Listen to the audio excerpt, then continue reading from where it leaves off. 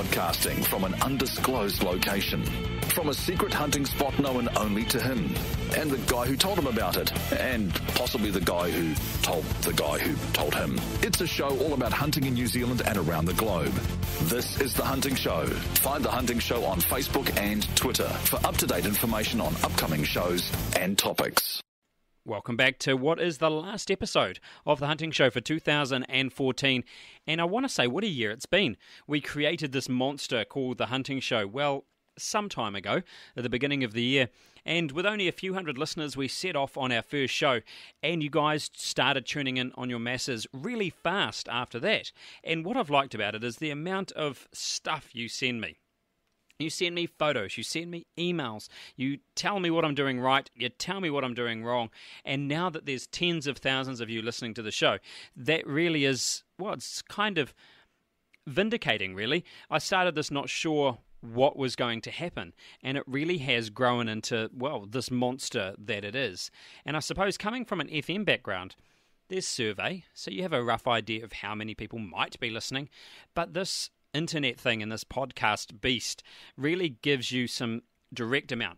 I know when there's a show that you guys aren't interested in because I can see exactly how many of you are tuning in and how many of you are downloading it and how many times you listen. Obviously, some of you are listening on multiple devices and I can't really see that. We're not quite that tricky, but it really is interesting. I'm really starting to get a handle on what you want to hear. And next year I'm hoping to do some more of that on-location stuff. That storytelling in the bush or after a hunt or on the way to and from a hunt with guys there just talking about what just happened and what went on. And I get this feeling that's what you would like. Along with those great interviews from those hunting personalities, not from only New Zealand but from around the world. And we've really had some great guests. We've had people from the New Zealand Women Hunters, and we're going to get them on again next year. So if you're listening, Stacey, I'm sure you're up for an interview. We're going to get those international guests back on the show, and we've had a couple of hiccups in the last few months with things going on that we've missed out on some of those, and I'm really going to work hard to get those people on there. Because as you know, and I think I've said this before, this show isn't about me. It's not about the host. It's not about my adventures and what I'm up to. This really is about this great thing that is hunting in New Zealand, Aotearoa, and what we've got going on and things that concern us. So I really do hope that you've had a good year listening to me, and let's hope the next year is going to be any better. Well, I'm sure it will be. Let's hope that next year is going to be amazing, and we're going to rock through it and get lots of interviews. The other thing that's interesting is, as yet, we haven't pursued getting a commercial sponsor, and I'm a little bit wary about what to do with that because I don't want to have every 7 minutes a 30-second ad play or anything like that. We do obviously need to do that at some point. That's what this whole thing's about. So it's going to be really interesting over the next year to see how that plays out. And if you've got any ideas, first of all, of who might want to be a sponsor, there's a few kicking around in the wings, I should say, and we've had quite a few people make inquiries, but also how that might look. How would you like it to sound? How would you feel about product placement or a spoken ad in the show or a naming rights sponsor? Does that put you off, or is it just going to mean that we can ramp this up a little bit more and make it a little bit more professional for you? And one of those great interviews that we did very early on in the show was Nicole McKee, and she is the hunter and firearms safety person at New Zealand Mountain Safety Council. How are you, Nicole? I'm great, thanks, Stephen. My role is yeah, I got your title wrong. And hunter safety. Yeah, I knew I did as soon as you said it. It's hot in here, man. It's boiling in my studio. I'm really cooking. It's getting hot in there. And I'm down in Wellington, and you're up in Taupo. So yeah, let's leave it at that. Yeah, definitely. It's not that kind of radio show. No, definitely not. Now, I'm not that kind of girl either. Gee, it's not very often. Now. Yeah, I know. There's not very often I don't have a smart-ass remark, actually. Now, oh dear, Nicole, it's been a little while since we talked. Can you tell us about the year that was, at particularly in your role, but at the Mountain Safety Council? Yeah, sure. Look, we've gone through revalidation of our firearms instructors this year, which has been quite a biggie, actually. It's been a big one for me, and it's taken up a good part of the second half of this year. So what that means is for everybody out there is I look after the men and women that go about doing the firearms safety messaging and testing on behalf of New Zealand Police. So every single one of you out there that has a firearms licence had to attend a safety lecture and had to sit a test. And the good boys and girls out there that do that are all volunteers, volunteer firearm instructors. And every 3 years they get revalidated. So they're looked at again by police, even though they always are because they're firearms licence holders. And they're looked at by Mountain Safety Council as well, just to see that they are still active and giving out the good safety messages. So we have 613 of these volunteers on our books. That's a lot of people. That's a lot of volunteers. And these guys give a good amount of their time, some of them more than others. So, for example, in Christchurch, our guys down there are delivering once a week and have been since January 2013. And then we've got people in rural places that will deliver once a month or deliver as they're needed.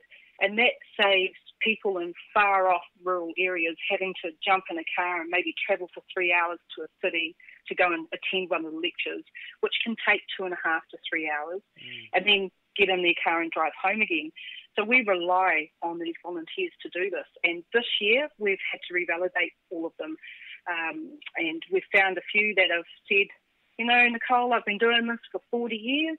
I'm in my 80s now. I think it's time I'm going to give it up. And I'm letting them retire gracefully because, you know, they've given so much. But they're really important people because they have the skills and local knowledge. They have the mana in their areas to be able to talk to and teach people that are keen to go out there and do what they're doing or what they have been doing or what they want to do. So we're very lucky in New Zealand that we have these guys and girls that want to give their knowledge so freely to people that are coming through.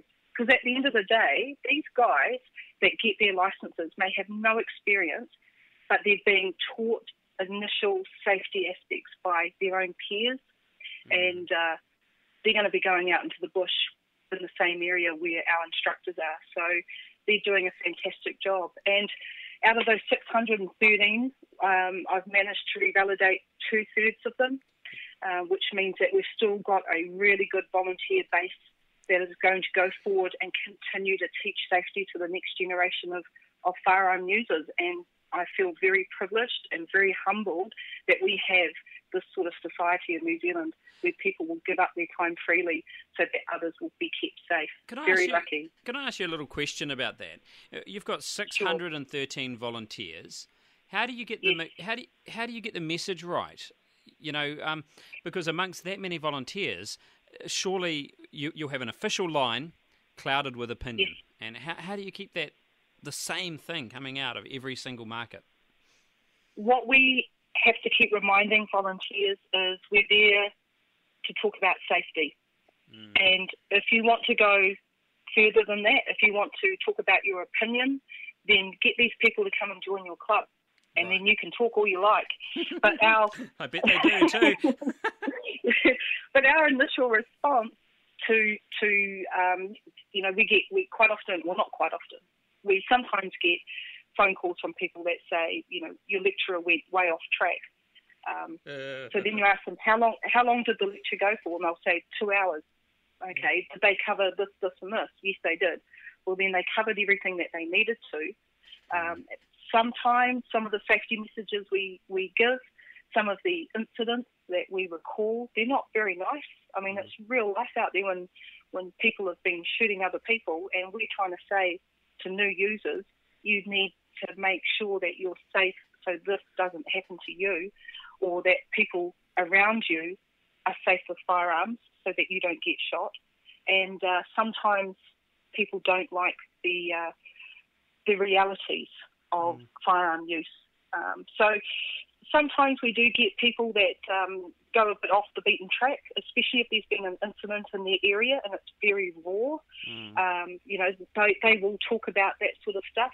But it's not often that I have to pull these guys into line. It's not often that I have to say to them, you've got a guide which has all the information that you need to cover. And if you want to go over that, then bring them into your club and cover it in there. But, they do have 2.5 hours, 2 to 2.5 hours of just lecturing safety. And the majority of our guys stick to that. It's important stuff. Can I offer an opinion? I don't. Sure can. Look, as someone that's attended the course, and I was really lucky when I attended the course, I had a good, solid firearms knowledge. But also as someone that sells firearms, and I'm involved on that side of the fence, I wonder whether there should be more focus, and maybe this has changed since I did my course, but not only on firearm safety, but actually how to use it, because I think a user that knows how to use and open and maintain a gun is a safer user. There's something I've always wondered. I know there's so many types of firearms out there, but, go through the basics: centerfire, rimfire, shotgun, just that, how to use them, how to load them. For some, that wasn't there. Has that changed? No, that's still like that. One of the things that New Zealand Police have assisted us with is some resources, being able to get some firearms out to our guys so that they can show the different types of actions. Not everybody has those. So you've got your air gun and your semi-automatic and your bolt action. You've got your slide and you've got hammer guns and your lever action. So being able to actually show people what all these different types of firearms are like and have them handle them is a definite bonus. So we're trying to get as many resources out to our instructors as possible, as well as blowing up firearms as well, because that's a reality too. People plug the muzzle and don't think about checking it before they pull the trigger, and they have a disaster happen. So we've got a few blown firearms that we're trying to get out there as well. What I think you might be alluding to would be my ultimate dream, Stephen, and it would be to have a practical side to our firearms licensing regime, actually being able to get people out onto a range and fire off some rounds, just so that they know the difference between the kick in a 22 and the kick in a 12 gauge, so that they know how you safely unload a semi-automatic as opposed to what you would do with a bolt action. But being able to do that is, almost impossible. But even I've been in situations where I've seen firearms where there's rounds jammed in them, brought into the store with a bolt still in it, And these guys didn't mean anything by it, I'm sure, but that's the stuff I wonder. You're right, get them out onto a range, but is it lack of resourcing? Is it just not going to be in the syllabus? Well, it's lack of ranges. I mean, if we were to do that, or if police or Parliament were to do that, they'd have to ensure that there is a range available at nearly every town where there is testing being done. And there are not ranges available everywhere. Then you've also got to make sure that you've got all the different firearms that are in a condition to be shot and the ammunition to be able to do it, as well as the instructors to be able to take them on board. So it wouldn't be just something that you could implement overnight. It would take a lot of money and a lot of resources to get it done. But in saying that, there is a light at the end of the tunnel there. Mountain Safety Council have been running some range days in certain areas, which have been absolutely brilliant and totally successful. And one of those areas is Gisborne, which the MSC branch have just taken this bull by the horns and really run with it, and they've had such success. So what they do is they'll advertise that they're going to have a range day. They get members of the public will come in and register for it, and they'll start the morning off by going to the police station and doing the safety lecture and the test. Then they'll have lunch and take them out to a range. And out on the range, they'll go through 3 different stations, and one station will teach them how to shoot 4 positions, real basics, with rimfire at a target, so how to sight in. Another station will teach them shotgunning, how to fire at a moving target, and another station will teach them maintenance of a firearm, how you would clean a firearm, how you would maintain it, look after it. And these people go away with the green ticket that says, I now have 12 months to go and apply for a firearms license, but they've got hands-on practical skills as well. And ideally, if I could get that running throughout the entire country, that would be another ultimate dream. And before we move on to another subject, the last point I thought was useful. Why isn't the mountain safety course or the firearms course NZQA? I know there is an NZQA version of it which is more extensive, but or is it now? Again, have I missed something? I don't understand why it's not an NZQA course itself. I would say, not being that familiar with them, that it's probably that it doesn't earn enough credits. My understanding of some of the NZQA credits is that it's for each credit is for a certain period of time spent on the subject. When they come through and do our course, it's only a 2.5-hour course. I've smashed out a couple of credits quicker than that. Yeah. So we do have an NZQA qualification for the instructors, and them actually being assessed on delivering the course is still not enough to get them a qualification. Gee. So if they do our range officers course, the combined credits with the range officer and the firearms instructor will give them enough for a qualification, Certificate 10 with Whitireia Polytech in firearms. But again, that's a lot of stuff that they need to do in order to get a qualification. So I don't think that 2.5 hours followed by a test is enough to get NZQA credit. No, there was a qualification that was being run by New Zealand Open Polytech, and they have recently just stopped that because they didn't have enough people doing it. There was not enough uptake. And that gave an NZQA qualification, and I believe that was the only one in the country besides the gunsmithing course. This one was quite comprehensive. It was, or has been running for well over 2 decades, going into its third, I believe, and they just didn't have enough people taking it on, so they've stopped it. Oh, that's a shame. Yeah. Now we're coming up to the holiday season, or we're slam in the middle of really now the holiday season, and I suppose there's a few things going on as I see it. There's guys getting new guns, wives buying firearms for their partners, and people buying themselves Christmas presents. Yeah, I like those, and husbands buying firearms for their wives, which is very common as well. And yes, and their children and their sons and their daughters. So I suppose there's this happening, and people are festive, and the weather's good, so they're going to be getting out there. All of this stuff is great, and we love to see people in the outdoors and getting into our craft. But there's a lot that can go wrong too. What's your advice? Well, if they're going out to do a bit of plinking, they've got the kids some plinkers for Christmas.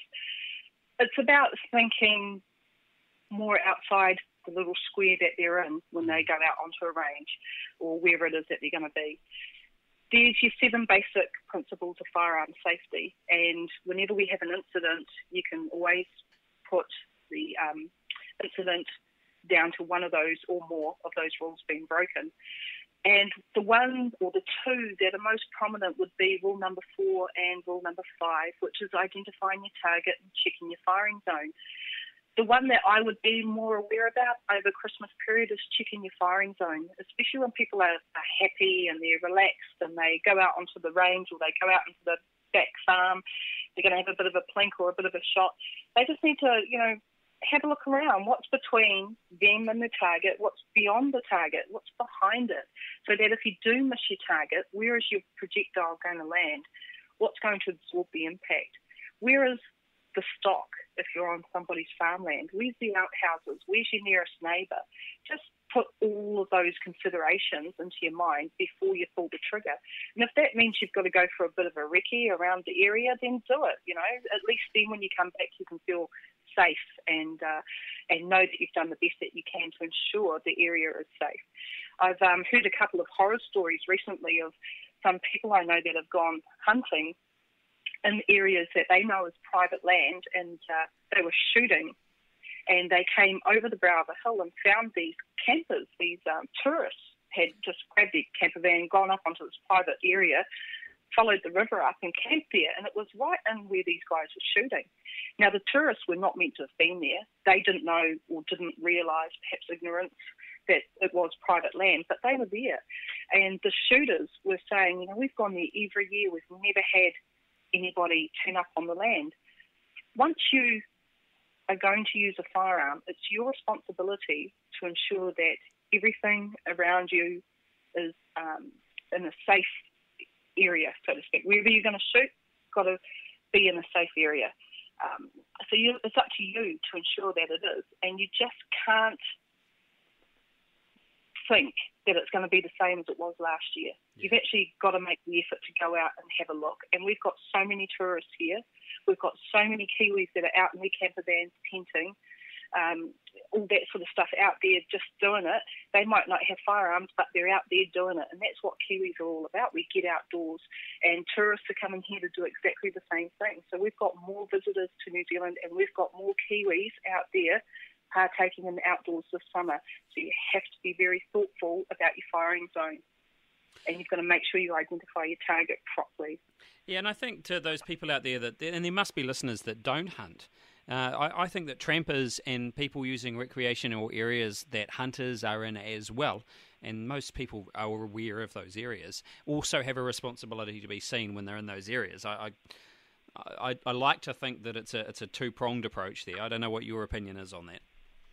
Yes, definitely. A lot of trampers, they'll stick to the tracks. It's the hunters that go off the tracks.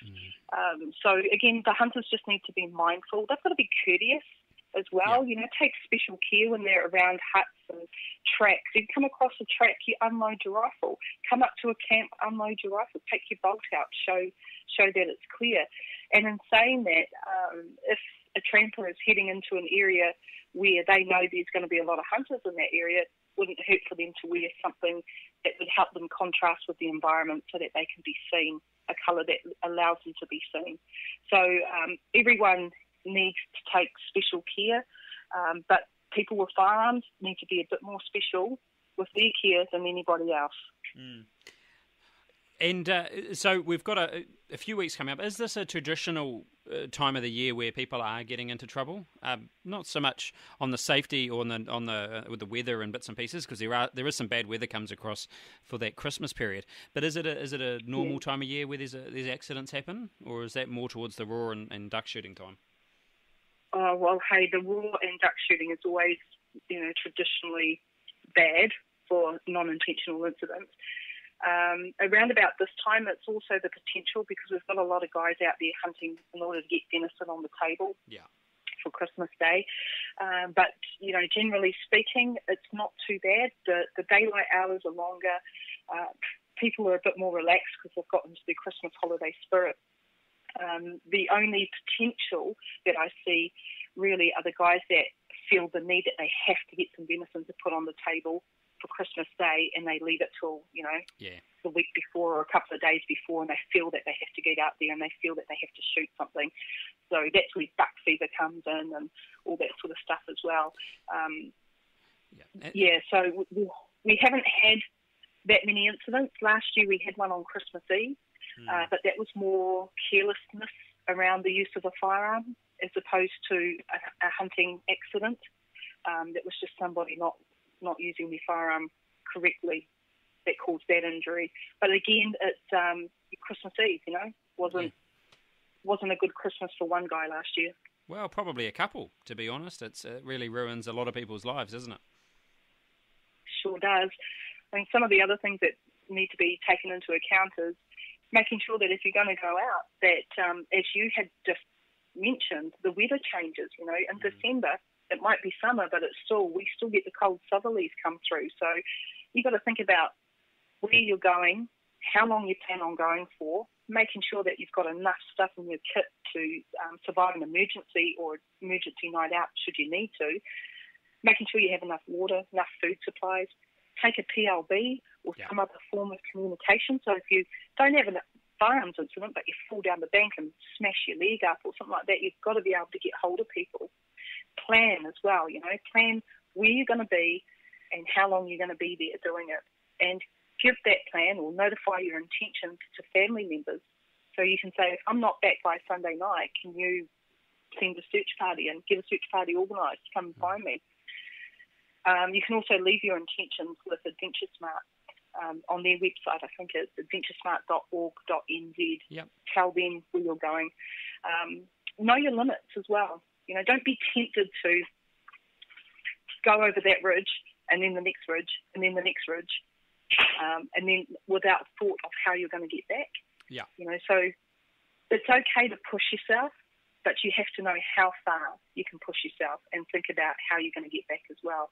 So, make sure you've got enough supplies, know your limits, check the weather, check the long-range forecast as well, and tell somebody what you plan to do and where you plan to be. And if you can do all of that, yep. Yes, if you can do all of that, you'll be having fun. Yeah, it's right. And we've got New Year's Eve coming up and all sorts of stuff. And remember not to mix alcohol and firearms ever, right? Oh, never. They don't go well together. No.